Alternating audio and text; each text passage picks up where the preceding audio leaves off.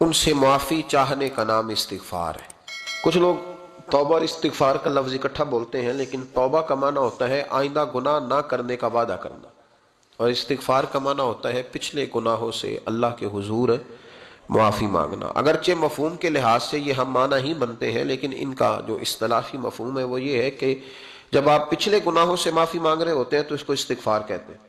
اللہ تعالیٰ نے اس استغفار کو بڑا پسند فرمایا، بڑا پسند فرمایا، اور یہ استغفار کے جملے مالی کو اتنے پسند آئے کہ اللہ نے نبی پاک علیہ السلام کو بھی حکم دیا، کہا محبوب آپ بھی میری بارگاہ میں استغفار کریں۔ اگرچہ حضور کا استغفار اس معنی میں نہیں ہے، بلکہ نبی پاک کا استغفار تو بلندی درجات کا معاملہ ہے، کیونکہ استغفار خود ایک عبادت ہے، تو یہ عبادت کرنے کا اللہ نے اپنے محبوب کو بھی ارشاد فرمایا۔ جب فتح مکہ ہوئی تو فرمایا اذا جاء نصر اللہ والفتح، جب اللہ کی مدد آئی تو پھر فتح نصیب ہوئی، وَرَأَيْتَ النَّاسَ يَدْخُلُونَ فِي دِينِ اللَّهِ أَفْوَاجًا، تو پھر آپ دیکھیں گے لوگوں کو، لوگ فوجوں کی فوجیں دین میں داخل ہو رہے ہیں۔ لوگ پہلے ایک ایک دو دو کر کے آیا کرتے تھے، تو اب فوجوں کی فوجیں آ رہی ہیں، تو یا اللہ ہم کیا کریں؟ تو رب کریم نے فرمایا محبوب فَسَبِّحْ بِحَمْدِ رَبِّكَ وَاسْتَغْفِرْ، اپنے رب کے لیے حمد کرو، تسبیح پڑھو اور استغفار کرو۔ کیا کرو؟ استغفار، معافی مانگو، اس کے حضور آہذاری کرو، استغفار کرو۔ معنی یہ ہوا کہ جب تو غلطی ہو جائے پھر بھی استغفار کرو، جب اللہ زیادہ نعمتیں دے پھر بھی استغفار کرو۔ ہمارے ہاں یہ ہوتا ہے کہ جب تو کوئی نقصان ہوتا ہے تو وہ اللہ کی طرف سے ہوتا ہے، نقصان ہو جائے تو کہتے ہیں اللہ کی مرضی تھی، اور فائدہ ہو جائے تو کہتے ہیں میں نے محنت ہی بڑی کی تھی، میری جدوجہد بڑی تھی۔ ایک بچہ ایک دفعہ میرے پاس کہیں انٹرویو کے لیے جا رہا تھا، تو دعا کرانے آیا، کہنے لگا میں نے وہاں جانا ہے، دعا کیجئے گا اللہ تعالیٰ کامیابی دے۔ میں نے دعا کی، کچھ اس کو پڑھنے کو بتایا، لیکن کامیاب نہ ہو سکا، لوٹ آیا۔ تو میں نے پوچھا کہ کیا بنا؟ کہنے لگا حضرت صاحب بس اللہ کی مرضی تھی، اللہ کی مرضی تھی۔ پھر ایک دفعہ گیا تو اللہ کی مرضی تھی، تیسری دفعہ گیا کامیاب ہو گیا۔ تو بھئی اب کیا بنا؟ کہنے لگا جی جب میں داخل ہوا تو اس نے جاتے ہی مجھ سے پوچھا سب سے پہلا سوال یہ کہ تمہیں جنرل نالج کی بھی کچھ معلومات ہے یا شعبے کے آدمی ہو؟ تو میں نے کہا جناب پوچھیے۔ تو انہوں نے پاکستان کا حدود اربہ پوچھا تو میں نے فٹافٹ بتا دیا۔ پھر انہوں نے مجھ سے پوچھا کہ یہ جو مینار پاکستان ہے اس کی تجویز کس شخص نے دی تھی؟ تو میں نے فٹافٹ اس کا بھی نام بتا دیا۔ پھر شارٹ ہینڈ کے ایک دو سوالات اس نے کیے تو وہ بھی میں نے بتا دیے، تو الحمدللہ کامیاب ہو گیا۔ میں نے کہا بیٹے جب تو ناکام ہوا تھا تو اللہ کی مرضی تھی، اور کامیاب ہوا ہے تو میں لگا دیے، اب اللہ کی مرضی کدھر گئی؟ یہ اتنا بڑا نقص ہے انسانی فطرت کا، اتنی بڑی کمزوری ہے کہ معاذ اللہ تعالی ہم کمزوریاں قدرت کے کھاتے میں ڈال دیتے ہیں، اور ناکامیاں قدرت کے کھاتے میں، اور کامیابیاں کیا تماشا۔ حالانکہ ہونا یہ چاہیے تھا کہ جہاں انسان کمزور پڑے تو کہے میری غلطی تھی، میری غلطی تھی۔ صوفیاء یہ سبق دیتے ہیں، اللہ کے بندے یہ پیغام دیتے ہیں کہ جب تو کہیں ناکام ہو جائے تو سمجھ جائے یہ تیری، اور جب تو کامیاب ہو جائے تو سمجھ لے اللہ راضی ہو گیا تھا، اللہ نے رحمت کر دی، اس نے فضل کیا۔ تو یاد رکھیں استغفار، کئی چیزوں پہ استغفار ہوتا ہے، کئی چیزوں پہ، اور استغفار کا نفع ملتا ہے۔ کیا نفع ملتا ہے؟ وہ سورہ نوح کی آیت نمبر 10، 11 اور 12 میں اللہ نے بیان فرمایا کہ استغفار صرف گناہ سے معافی چاہنے کا نام نہیں، بلکہ استغفار کا تمہیں فائدہ ملے گا۔ کیا؟ رب فرماتے ہیں فَقُلْتُ اسْتَغْفِرُوا رَبَّكُمْ، جب حضرت نوح کی قوم قحط کا شکار ہو گئی، آزمائشیں آ گئیں، تو آ کے حضرت نوح سے کہنے لگے اب ہم کیا کریں؟ تو کیا کہا حضرت نوح نے؟ فرمایا فَقُلْتُ اسْتَغْفِرُوا رَبَّكُمْ، آپ نے فرمایا اپنے رب سے استغفار کرو، اپنے رب سے۔ انہوں نے قحط کی بات کی، انہوں نے کہا کہ کھیتیاں اجڑ گئی ہیں، بارش نہیں ہو رہی، قحط کی بات کی۔ آپ نے کیا کہا؟ استغفار کرو، کیوں کہ انہو کان غفارا، بے شک اللہ بڑا ہی بخشنے والا، وہ کیا کرے گا؟ یرسل السماء علیکم مدرارا، وہ تم پر موسلا دار بارش برسائے گا۔ جب تم استغفار کرو گے تو اللہ موسلا دار بارش برسائے گا، وَيُمْدِدْكُمْ، اور وہ تمہاری مدد کرے گا۔ استغفار کرنے والے کی اللہ کیسے مدد کرے گا؟ بِأَمْوَالٍ وَبَنِينَ، تمہیں مال بھی عطا کرے گا اور بیٹے بھی عطا کرے گا، بارش بھی دے گا استغفار کرنے والے کو، اور مال اور اولاد سے اس کی مدد بھی کرے گا۔ وَيَجْعَلْ لَكُمْ جَنَّةٍ وَيَجْعَلْ لَكُمْ أَنْهَارًا، اللہ تمہیں جنت بھی عطا کرے گا اور تمہیں نہریں بھی عطا فرمائے گا، تمہارے لیے جنت بھی بنائے گا، انہار بھی بنائے گا۔ توبہ کا، استغفار کا تمہیں یہ فائدہ ملے گا۔ ایک استغفار، ہمارے بزرگوں نے وہ لکھا ہے کہ جب انسان کو اللہ نعمتیں دیتا ہے تو پھر رب کا حکم ہے کہ اس پر شکر بھی کرے، نعمتوں پر اللہ کا شکریہ نہ کرنے پر بھی استغفار کرنا چاہیے کہ اللہ تو نے بڑا کچھ دیا تھا پر میں شکر ادا اس پر بھی۔ ہمارا تو اب یہ حال ہے کہ جو ہمارے پاس چیزیں ہیں وہ ہم کہتے ہیں یہ تو میرا حق تھا، لیکن جو نہیں وہ مجھے فٹافٹ ملنی چاہیے. مطلب اگر میرے پاس صحت ہے تو اس کو میں اپنا حق سمجھ لیتا ہوں کہ یہ تو میرا، یہ چونکہ ٹھیک ہے جی، یہ تو صحیح ہے، تندرستی ہے یہ تو ٹھیک ہے، لیکن کار کوئی نہیں، وہ ذرا مل جانی چاہیے. اولاد تو میرے پاس ہے، وہ تو میرا حق تھا، میرا رائٹ تھا، معاذ اللہ وہ تو ہم نے حق بنا لیا. اور میرے پاس بنگلہ کوئی نہیں، وہ مجھے فٹافٹ مل جانا چاہیے. بھئی یہ کس طرح تیرا حق تھا، کس حساب سے؟ یعنی جو چیزیں ہیں ان کو سنبھالنے کی فکر نہیں ہے، اور جو نہیں ہے ان کے طلب کی فکر لگی ہوئی ہے. شکر نعمت کو محفوظ کر دیتا ہے، شکر نعمت کو محفوظ کر دیتا ہے، اور ناشکری نعمت کو لَئِن شَكَرْتُمْ لَأَزِيدَنَّكُمْ وَلَئِن كَفَرْتُمْ إِنَّ عَذَابِي لَشَدِيدٌ. اللہ فرماتے ہیں شکر کر، میں تیری نعمتوں میں اضافہ کر دوں گا، اور ناشکری کرے گا تو عذاب دوں گا. شکر نہیں نہ ہوتا، شکر نہیں ہوتا. دیکھیں نا، 100 روپے ابا جی نے دیا ایک بچے کو، اور اس کو کہا کہ جا دکان سے کچھ چیز لے آ، تو وہ 100 روپیہ اس نے رستے میں جاتے کہیں پھاڑ دیا، جب گوا دیا تو اب وہ والد سے دوبارہ 100 مانگتا ہے. تو والد کہتا ہے کہ پہلے 100 کا تو نے کیا کیا؟ نہیں سمجھ آئی آپ کو میری بات؟ پہلے 100 کا کیا کیا؟ تو وہ کہے گا جی با میرا دل کرتا تھا میں نے پھاڑ دیا. جوان بچہ ہے، سمجھدار ہے، 12-14 سال کا ہے. میرا دل کیا تھا میں نے پھاڑ دیا، ختم ہو گئی بات. تو ابا نیا 100 دے دے گا؟ سبحان اللہ. کتنے خوش ہو کے آپ کہہ رہے ہیں نہیں دے دینا سو. یہ کیسے ہو سکتا ہے بھائی؟ کروڑ پتی والد بھی ہو تو 100 کا نوٹ دوبارہ دیتا کیوں؟ بیٹا نہیں اس کا پیار نہیں، کیوں نہیں دے رہا؟ وہ کہتا تو نے میرے پہلے 100 کی قدر نہیں ڈالی، نیا تجھے کیسے مل جائے؟ تو نے خیال ہی نہیں کیا، تو نے جدوجہد ہی نہیں کی. تو نے حضرت مولا رومی نے مثال دی ہے. جناب رومی فرماتے ہیں کہ بغیر محنت کے لوگوں کو اللہ نے نعمتیں دی ہیں تو انہوں نے شکر ہی نہیں ادا کیا. اندھے سے پوچھ آنکھ کی قدر کیا ہے، پوچھ اندھے سے، پوچھ معذور سے کہ ٹانگوں پہ چلنا کتنی بڑی نعمت ہے. کبھی پوچھ اس سے جس کا مکان تو ایک کنال میں ہے پر رونے والا بچہ کوئی بھی نہیں. پوچھ اس سے جس کی جیبیں دولتوں سے بھری ہوئی ہیں پر کوئی نہیں کہتا کہ ابا 10 روپے دینا. پوچھ یہ کتنی بڑی تکلیف ہے. حضرت رومی نے لکھا ہے، وہ فرماتے ہیں کہ ایک والد تھا تو اس نے بڑی دولت کمائی تھی، تو اس کا بیٹا بے دریغ ہی اڑاتا رہتا تھا. کبھی ادھر پیسے بھگا دیے، کمائے نہیں تھے نا، محنت نہیں نہ کی تھی، کمائے نہیں تھے. والد بڑا سمجھاتا تھا پر سمجھ نہیں آتی تھی. ایک دن اس کے ابا کے ذہن میں ایک بات آئی، وہ کہنے لگا بیٹے یار میں کنگال ہو گیا ہوں، اچانک حالات خراب ہو گئے، ایک آنا مجھے چاہیے، دوائی خریدنی ہے، کہیں سے لے کے آؤ. اس نے کہا ابا مسئلہ ہی کوئی نہیں، یار ہی بڑے ہیں، بہت سارے لوگوں کے ساتھ رات میں جاتا ہوں روٹی کھانے ہوٹل میں، کئی ہیں جو میرا انتظار کر رہے ہوتے ہیں، فیس بک والے اور جناب وہ سیلفی والے بڑے سارے ہیں جو کہتے ہیں تیرے بغیر گزارا ہی نہیں. بڑے ہیں جو روز سویرے اٹھ کے پہلے مجھے السلام علیکم کا میسج کرتے ہیں، پھر اس کے بعد کسی اور سے. بڑے ہیں، کوئی مسئلہ ہی نہیں. ایک کے پاس گیا، ایک آنا چاہیے، اس نے دے دیا، لا کے ابا کو دیا. تو ابا گھر کے اندر جو امیر لوگ ہوتے تھے گھر میں کنواں کھدوا لیتے تھے. ابا کنویں کے کنارے بیٹھا تھا، جب بیٹے نے آنا لا کے رکھا تو اس نے پانی میں پھینک دی. اگلی صبح پھر کہا بیٹے ایک آنے کی ضرورت ہے، دوا خریدنی ہے. اس نے کہا مل جائے گا. 2-4-5 دوست ابھی ہیں بڑے مالدار، ان سے جا کے کہا، ایک سے آنا لایا، ابے نے پھر پھینک دیا، تیسرے دن بھی پھینک دیا، چوتھے دن بھی. یار اب ختم ہو گئے. کچھ آہستہ آہستہ دوستوں کو پتہ چل گیا کہ کنگال ہو گیا، خبر پھیل جاتی ہے نا، اب بھوکا ہو گیا. اب آہستہ آہستہ موبائل بند ہونے لگے، آہستہ آہستہ جو ہے وہ نمبر بلاک ہونے لگا، حالات بگڑ گئے. اب جب اسے پتا تھا کہ یار تو اب دروازہ کھٹکھٹاتا ہوں تو کہتے ہیں کہ اسے کہہ دو میں گھر نہیں، ابا نے تو آنا مانگنا ہے اور میں بے دریغ دولت ابا کی اڑاتا رہا ہوں، اب یہ بھی نہیں کہہ سکتا کہ مجھے دیتا کوئی نہیں. شہر سے باہر نکل گیا، سارا دن مزدوری کی، جد و جہد کی، کبھی کام کیا نہیں تھا، ہاتھوں پہ چھالے پڑ گئے. بڑا مشکل ہوتا ہے جن لوگوں نے کام نہ کیا ہونے کرنا پڑ جائے تو. تکلیف کا شکار ہو کے ایک آنا کمایا، شام کو لا کے والد کی ہتھیلی پہ رکھا تو اس نے پھینکا نا جب کنویں میں تو چیخ پڑا، کہنے لگا ابا جی آپ سیانے بیانے بندے ہیں، روز پیسے لا کے دیتا ہوں، کنویں میں پھینک دیتے ہو، کوئی کرنے والی بات کرو، نہیں دوائی کھانی تو نہ کھاؤ، ضائع کیوں کرتے؟ تو بیٹے کو باپ نے تھپکی دے کے بٹھا لیا. اس نے کہا بیٹا میں نے پہلے دن تو نہیں پھینکا، تو 7واں دن ہے، میں روز پھینکتا ہوں، آج تیری چیخیں کیوں نکلی؟ کہنے لگا ابا پہلے ادھار کے تھے آج مزدوری کے ہیں. نہیں سمجھ آئی بات؟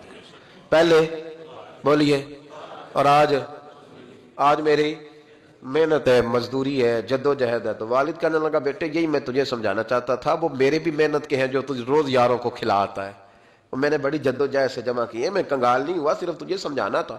اور بھائی یہ آنکھیں تیری محنت کی نہیں نا، اس لیے تو شکر نہیں ادا کرتا. یہ وجود، یہ ٹانگیں، یہ شعور، یہ تیری جد و جہد کا نہیں. جو عقل کی دولت اللہ نے دیا نا، یہ تیری محنت کی نہیں. اگر محنت کی ہوتی تو سجدے میں پڑا رہتا، تو خیال کرتا. اللہ نے آنکھیں دی ہیں قرآن دیکھنے کے لیے، جب کوئی کسی گندی چیز کو دیکھتا ہے تو ناشکری کرتا ہے، جب غلط طرف اٹھاتا ہے یہ چیزیں تو ناشکری کرتا ہے. صاحبو یاد رکھنا اور اس پر ضرور غور کرنا کہ جب نعمتوں کا شکر ادا نہ کیا جائے تو پھر ہمیں استغفار کا حکم دیا گیا ہے. پھر کیا کرنا ہے ہم نے؟ استغفار کا. یا اللہ ہم تیری نعمتوں کا شکر ادا نہیں کر سکے تو ہمیں معاف فرما دے, تو ہم سے درگزر فرما, معاف فرما. ایک استغفار اس بات کا ہے کہ دیکھیں نا, یہ رسول پاک علیہ السلام کا فرمان ہے. یہ حدیث امام راضی نے لکھی ہے, اور نبی پاک کی فرمان کے لحاظ سے جو چیز ہمارے سامنے آئے نا اس پر ہماری آنکھیں بھی کھل جانی چاہیے, دل بھی کھل جانا چاہیے کہ کوئی خاص ہی بات تھی جو حضور نے بیان فرمائی صلی اللہ علیہ وسلم. سرکار دو عالم علیہ السلام نے فرمایا ایک آدمی نے 500 سال بغیر ریاکاری کے اللہ کی بات. کتنے سال؟ 5 سال نہیں ہوتی بغیر ریاکاری کی. تہجد پڑھنے والا جب تک 6 لوگوں کو بتا نہ دے تہجد پڑھی ہے, اتنی دیر تو تہجد آگے بڑھتی نہیں. کم از کم 6 بندوں کو پتا ہونا چاہیے. اور میرے جیسے حاجی نمازیوں کا تو دل کرتا ہے کہ وظیفے پہ بندہ رکھا جائے جو تعریفیں کرے صبح و شام. حاج صاحب کی کیا بات ہے, حضرت صاحب کی وظیفہ دیں گے اس کو مہینے کا, وہ تعریف کرے کھول کے کہ آپ کی بڑی بات. یہ مرض ہے, تعریف سننا نا یہ بیماری ہے, اس نے جھوٹ کو جنم دیا ہے, بہت بڑا مرض ہے. حضرت سعدی نے اس پر بہت بڑے مقالہ جات لکھے ہیں اور فرماتے ہیں یہ مرض کچھ لوگوں میں بہت زیادہ ہوتا ہے. ایک امیروں میں, امیر لوگ ناراض نہ ہو جائیں پر انہوں نے کہا ہے تو کوئی حکمت ہوگی نا, امیروں میں تعریف سننے کا مرض بہت زیادہ ہوتا ہے. فرماتے ہیں ایک بادشاہوں میں اور تیسرا عورتوں میں, ان میں یہ بیماری بہت زیادہ ہوتی ہے. کوئی تعریف نہ کرے تو خود اپنی کرنی شروع کر دیتے, خود ہی کہہ دیتے ہیں کہ کیا بات سی, میرے ابا جی تے وہ تے 100 حال چلدا سی تے 150 بندہ ٹکر کر, ابا جی دی چھڈ تو دس تیرے کنے چل دے, تیرے کول کنے بندے روٹی کھاندے, اپنی بات کرنا. اقبال کہتے تھے تو وہ آباد تمہارے ہی مگر تم کیا ہو, ہاتھ پہ ہاتھ درے منتظر فردا, ابا جی کی دادا جی کے چھوڑ اپنی کر, ہمیں تو تیرا پتہ ہے تو اپنی بات کر, تیرے اندر بھی کوئی چیز ہے کہ نہیں. ابا دادا تو سب کے بڑے ہیں, حضرت آدم کی اولاد ہے تو حضرت آدم نبی تھے, تو باپ دادا تو سب کے بڑے بڑے ہی ہیں. بات یہ ہے کہ اپنی بات کرنی چاہیے نا. تو یہ بیماری ہے, یہ نقص ہے. 500 سال بغیر ریاکاری کی عبادت, اور بیان میرے نبی کریم علیہ السلام فرما رہے ہیں 5 دکھاوا نہ ہو, ریاکاری نہ ہو. ہم مجالس میں جاتے ہیں نا جناب, محافل میں,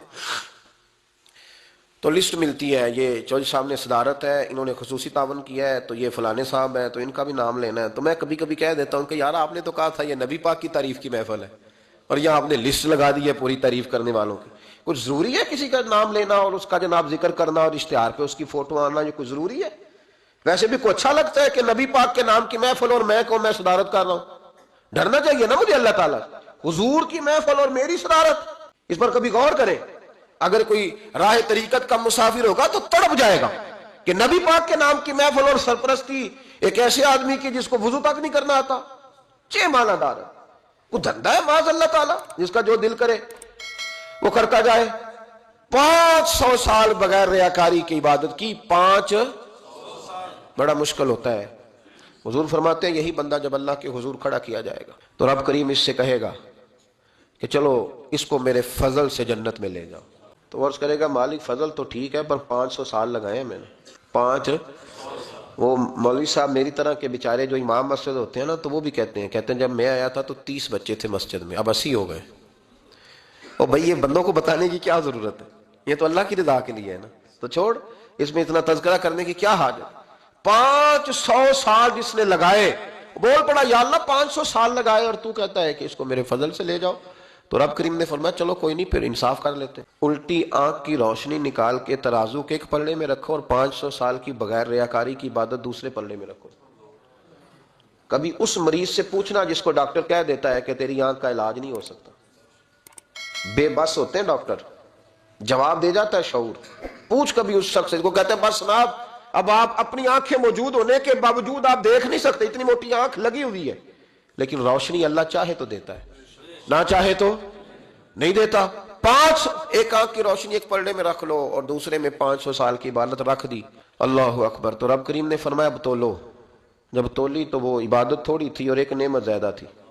اللہ نے فرمایا یہ تو بھائی اس کو تو 500 سال دیے تھے, یہ تو ایک نعمت کا شکر نہیں ادا کر سکا, پکڑو اس کو دوزخ میں ڈالو. ایک کر کے کیا آیا ہے, پکڑو جہنم میں ڈالو, اس کو لے چلو.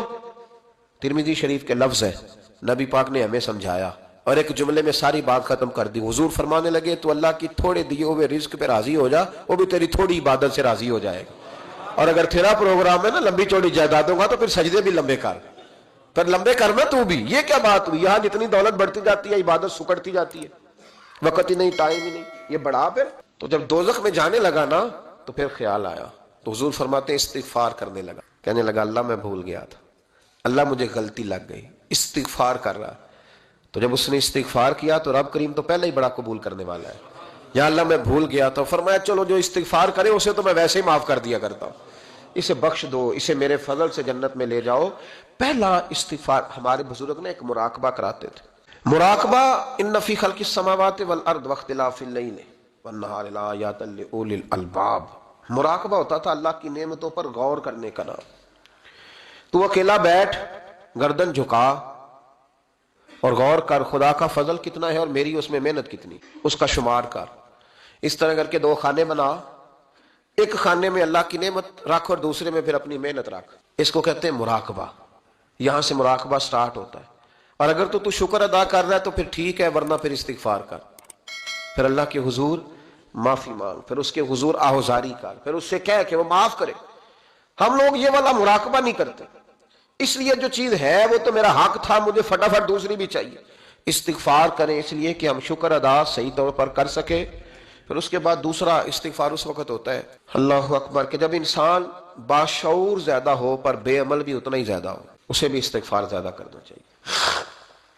اب میرے سمیت کسی بھی آدمی کو چھیڑیں گے نا تو دنیا اور مافیہا کی وہ باتیں کرے گا، لیکن جب اس کا عمل دیکھا جائے گا تو کچا سا، پل پلا سا، کمزور سا۔ یعنی ایسے لوگ ہیں جو ماں باپ کی عظمت پر 6 گھنٹے تقریر کر سکتے ہیں، لیکن اگر ان کی اماں سے جا کے پوچھا جائے کہ بیٹے کا حال کیا ہے جی، تو کہتے ہیں بڑی تکلیف میں ہو، اپنے بیٹے کے سبب سے وہ بڑی آزمائش کا شکار۔ بھئی تیری 6 گھنٹے کی تقریر کا معنی کیا ہوا؟ تو لفظوں کے گورکھ دھندے کا ماہر ہے۔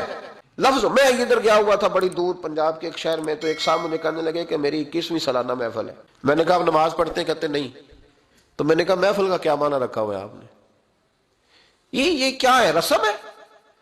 فلاں بہت بڑے عالم کو میں نے بلایا، فلاں کو بھی بلایا، فلاں نعت خامی، یہ کیا ہے؟ اگر تو نمازی نہیں آج تک، اس کو کیا سمجھتا ہے تو؟ میرے بھی فلاں بزرگ سے بھی تعلقات ہے، تو نے کیا حاصل کیا ان سے؟ تعلقات کا کیا مطلب ہوتا ہے؟ فوٹو آتی ہے ساتھ، اخباروں میں تصویر لگ گئی، فیس بک پہ آ گیا کہ میں ان سے ملا ہوں، اتنا تعلق ہے؟ یہاں تو بھائی خوشبو کے قریب سے بندہ گزر جائے تو خوشبو آنے لگ جاتی ہے۔ تو نے پایا کیا؟ شعور ہونا اور عمل نہ ہونا بہت بڑی مصیبت ہے۔ اس سے اللہ کی بارگاہ میں استغفار کرنا چاہیے۔ یعنی انسان کو عقل ہو، پتہ ہو، خبر ہو، اور اس کے پاس دھلے کا عمل نہ ہو، اس کو 3400 حدیث آتی ہو کہ نماز نہ پڑھنے والے کی سزا یہ ہے، پھر بھی نہ پڑھے، تو سزا ہے کہ نہیں اللہ کی طرف سے؟ حضرت رومی رحمۃ اللہ علیہ فرمایا کرتے تھے بہت سارے بندوں کو اللہ سارا کچھ دیتا ہے، مسجد آنے کی توفیق نہیں دیتا، معنی یہ ہے کہ اللہ ان سے ناراض ہے۔ وہ کہتے ہیں کہ میں بڑا سمارٹ ہوں۔ تو عقل ہونا اور عمل نہ ہونا، اس پر بھی استغفار کرنا چاہیے۔ شعور ہو اور انسان کو عمل کی توفیق۔ یار ساری زندگی گورکھ دھندے میں گزر گئی لوگوں کی، لفظوں کے بڑے ماہر رہے، اور میں ایسے لوگوں کو دیکھتا ہوں تقریریں 6 گھنٹے کی، او ہو 9 گھنٹے کی تقریریں سنتے بیٹھتے ہیں مجالس میں، نماز کا وقت آتا تو مصیبت بن جاتی، بھاگتے جان چھڑاتے، مسجد کی حاضری 20 منٹ کی بھی صحیح نہیں دے سکتے۔ کیا ہے یہ کیوں بہت بن گیا تیرے اوپر؟ غور کر، ڈر اللہ سے۔ میرے نبی کریم علیہ وآلہ وسلم نے ارشاد فرمایا قیامت کے دن کچھ لوگ کئیوں کی بات سن کے جنت میں چلے جائیں گے۔ اللہ تعالی ہماری پردہ پوشی عطا فرمائے۔ کہا کچھ تبلیغیں کرنے والے دوزخ کے دروازے پہ کھڑے ہوں گے تو وہ جنتی کہیں گے کہ مولانا پیر صاحب ہم تو آپ کی بات سن کے جنت میں جا رہے ہیں، تو آپ یہ یہاں کیوں کھڑے ہیں؟ تو وہ کہیں گے ہائے افسوس، میں کہتا تو رہا پر عمل نہ کر سکا۔ میں عمل، اس سے مراد صرف ممبر پہ بیٹھنے والا مولوی نہیں، اس سے ہر وہ شخص مراد ہے جو نصیحتیں تو بڑی کرتا ہے لیکن خود عمل وہ بہت بڑا الفاظ کا ذخیرہ رکھتا ہے، پر عمل کے لیے 2 سجدے بھی صحیح طریقے سے دے سکتا، پھر وہ استغفار کرے، پھر وہ اللہ کی بارگاہ میں معافی مانگے، پھر وہ توبہ کرے۔ اس لیے کہ جو جتنا بڑا ہوتا تھا نا اس پہ خشیت بھی اتنی زیادہ طاری ہوتی، اس پر خشیت بھی اتنی، جتنا حضرت عمر فاروق رضی اللہ تعالیٰ عنہ کو زخم لگ گیا، شدید زخم لگا، آپ آ گئے، بڑی زیادہ خون بہ گیا ہے، بہت سارے صحابہ آپ کے گرد جمع ہو گئے، حضرت عبداللہ ابن مسعود بھی آ گئے، تو جناب عمر رونے لگ گئے۔ اب تو رونا آتا ہی نہیں لوگوں کو۔ حضرت محی الدین ابن عربی کہا کرتے تھے جس کو پورا ہفتہ ہو گیا نا وہ طریقت کا مسافر بھی، جاگ رہے ہیں آپ حضرات؟ کہتے تھے جس کو پورا ہفتہ ہو گیا نا طریقت کا مسافر بھی ہے، پر اللہ رسول کی یاد میں رویا نہیں۔ فرماتے تھے مجھے تو اس کے ایمان پر شک ہونے لگ گیا کہ 8 دن ہو گئے اسے خیال ہی نہیں آیا۔ حضرت عمر میدان میں جس شخص کے کبھی پاؤں نہیں لڑکھڑائے، اللہ رسول کی بات آتی تھی تو دریا بہتے تھے آنسو، یہاں حال ہی کوئی نہیں، خشک خشک جملے اور جناب موٹے موٹے تراشے ہوئے فکرے اور لفظوں کی ہیرا پھیری، اس کے علاوہ کوئی چیز نظر ہی نہیں آتی۔ حضرت عمر رونے لگے، آخری وقت ہے، تڑپ رہے ہیں، آنسو بہ رہے۔ حضرت عبداللہ ابن مسعود آ گئے، انہوں نے کہا عمر تیری ہجرت بھی بڑی باکمال تھی، تیرا اسلام قبول کرنا بھی بڑا ہی باکمال تھا، حضور بھی تجھ سے ہمیشہ راضی رہے، عمر تو روتا کیوں ہے یار؟ بات تو یہ ہے کہ جب تو نے خلافت سنبھالی تو پھر تیرے طریقے بھی باکمال ہی تھے، اور جب تو میدان میں اترتا تھا پھر بھی تیرے معاملات باکمال تھے، اور جب تو مال غنیمت بانٹتا تھا پھر بھی تو باکمال۔ یار ہر موقع پہ تو باکمال تھا تو جاتے دفعہ روتا کیوں ہے؟ ان کا استغفار دیکھو، ان کی توبہ دیکھو۔ حضرت عمر پھر رو پڑے، کہنے لگے عبداللہ لوگوں کو میری نیکیوں کا پتہ ہے، گناہوں کا تو نہیں نا پتہ، وہ تو میں جانتا ہوں یا میرا مالک جانتا ہے نا، نیکیاں تو سب کے سامنے، پر من آنم کے من دانم جو اندر چھپے ہوئے گناہوں کے ڈھیر ہیں وہ تو میں جانتا ہوں۔ کہا تو نے میرے کلمہ پڑھنے سے لے کر میری حکومت تک میری ساری نیکیاں گنوائی ہیں، اب دعا کر میرے لیے کہ رب میری نیکیاں اور بدیاں برابر برابر کر دے، مجھے درجہ نہیں چاہیے، بس اللہ مجھے معاف کر دے۔ درجوں کی ضرورت نہیں ہے، یہاں تو لوگ درجات لے کے بیٹھے۔ حافظ کہتا ہے کہ میں جتنے آیتیں ہوں گی اتنے میرے درجے بلند ہوں گے، پہلے درجوں والا کام تو کوئی کرنا۔ مولانا کہتے ہیں کہ نور کے ممبر پہ بیٹھوں گا، بھائی پہلے بتا نور کے ممبر کی طرف تیرا سفر بھی جاری ہے کہ نہیں؟ تاجر کہتا ہے کہ میں سخاوت کروں گا تو حضرت عثمان کے ساتھ جگہ ملے گی، پر حضرت عثمان کی سخاوت اور اپنی سخاوت کا فرق بھی دیکھ۔ مجاہد کہتا ہے کہ میں نبی پاک کے جہاد والے صحابہ کی پشت پہ رہوں گا تو پہلے اپنے کام تو دیکھ، اور جب ساری باتیں سمجھ میں نہ آئے تو پھر اللہ کی بارگاہ میں استغفار کر، پھر بیٹھ۔ بڑے لوگ استغفار کرتے، معافی چاہتے، اور یہ استغفار پھر اتنا کرم کرتا، اتنی آسانی کرتا، اس قدر بہتری کرتا کہ وہ مانگ تو اپنے گناہوں کی معافی رہے ہوتے تھے اور اللہ رحمتوں کے دروازے کھول دیتا تھا، اللہ ان پر کرم کے دروازے۔ حضرت امام حسن کے پاس ایک شخص آیا، حضرت امیر معاویہ بھی بیٹھے تھے، تو اس نے امام حسن سے آ کے کہا کہ حضور اولاد نہیں ہے، کوئی دعا کر دے۔ توجہ ہے میری بات پر؟ اب بھی لوگ پیروں کے پاس آتے ہیں نا ماشاءاللہ سے، اللہ خیر فرمائے، تو پیر صاحب اگر وظیفہ بتائیں تو وظیفہ چونکہ پڑھنا پڑتا ہے وہ کام مشکل ہے، لہذا تعویذ تو پیروں نے بھی اب ماشاءاللہ بڑی ترقی کر لی، انہوں نے بھی تعویذ چھپوا کے رکھ لیے۔ کون لکھے اتنے تعویذ؟ جو کہ ہر مرید کو تو تعویذ چاہیے، انہوں نے نا جی تعویذ پکے چھپوا لیے، کچھ نے مورے بنوا لیے۔ دیکھتا رہتا ہوں، میرا شعبہ ہے نا، میں دیکھتا رہتا ہوں کہ مور لگائی، اس کو باندھا، اللہ خیر کرے۔ تو اب وہ نفسیاتی معاملہ ہے، ظاہر ہے 100 بندہ تعویذ لے کے گیا ہے تو 1.5 کو تو فرق پڑے گا ہی نا بیچ میں سے، تو جس کو فرق پڑ گیا اس کا فیس بک پہ دے دیا کہ یہ میری کرامت ہے جی، تو جس کا نہ پڑا جی جڑے محرم راز حقیقت دے او تے راز حقیقت کھول دے ہی نہیں، اے جنہ ویکھیا نہیں او کرن گلاں، جنہ ویکھ لیا او تے بول دے ہی نہیں۔ ہمارے ایک حضرت تھے تو ان کے پاس ہم بیٹھے تھے، نیک آدمی، تو تعویذ دیا تو مرید کہنے لگا حضور دوبارہ کب آؤں؟ کہنے لگے فرق پڑ گیا تو آ جانا، نہیں تو کہیں اور چلے جانا۔ اس لیے کہ شیخ عبدالعزیز دباغ رحمۃ اللہ علیہ کے ایک مرید نے کہیں تنقید کر دی تھوڑی سی، یہ لفظ بس نا بہت بڑے ہیں، ان کی میں تشریح نہیں کروں گا، جتنے جملے اتنی بات کر کے بیت جاؤں گا، ان کی تشریح نہیں ہو سکتی، یہ ان کی توضیح نہیں ہو سکتی، کچھ تفصیل نہیں ان کی ہو سکتی، یہ جملے بڑے، میں کوئی تشریح نہیں کروں گا۔ اس نے کہا کہ حضور فلاں فلاں فلاں فلاں جگہ مجھے پریشانی ہے آپ کے حوالے سے، تو آپ فرمانے لگے میں نے کون سا باندھا ہوا ہے، نہیں سمجھ میں بات آتی تو کہیں اور چلا جا، باندھ کے رکھا نہیں، دروازے کھلے ہوئے ہیں، کہیں اور چلا جا، ختم ہو گئی بات، تنقید کرنے کی ضرورت چھٹی۔ اس لیے کہ وہ لوگ بت نہیں بناتے تھے کہ بس ادھر ہی پوجا کرنی ہے کہ کہیں اور نہیں جانا، یہ چھوڑے ہے نا ہمارے چکر چلا ہوا، میرے علاوہ کہیں اور نہ جانا۔ شیخ عبد الوہاب شرونی فرمایا کرتے تھے یہ تو نقص ہے تیرے اندر کا، یہ تو تیرے اندر کا نقص ہے، اگر تو قابل ہوتا تو کہتا جا سنگیا سارا زمانہ دیکھا، اگر کو میرے جیسا ملا تو چلا جانا، اور اگر میری طرح کا نہ ملا تو پھر کہیں اور جا دیکھا سارا۔ او بھائیو کیا چکر ہے، وظائف لوگ پوچھتے تھے تو ان پہ عمل کرتے تھے، وہ چیزیں فائدہ دیتی۔ حضرت امام حسن سے آ کے وظیفہ پوچھا، اس شخص نے کہا حضور اولاد کوئی نہیں تو وظیفہ بتایا، تو آپ نے فرمایا استغفار پڑھا کر، کیا کر؟ اس نے کہا ٹھیک ہے، تو حضور پھر میں دوبارہ کب آؤں؟ تو امام حسن کہنے لگے بے اولاد ہے نا تو، استغفار کا وظیفہ بتایا نا؟ کہا ہاں۔ فرمانے لگے اب اس وقت آنا جب اللہ تجھے 10 بیٹے عطا کرے گا۔ کتنے؟ 2 4 نہیں، 10 ہی کہہ دیے۔ تو حضرت امیر معاویہ رضی اللہ تعالیٰ دیکھا، کہنے لگے حسن اتنا بڑا دعویٰ؟ آپ فرمانے لگے میں نے کہہ دیا نا، تو اللہ فضل کرے۔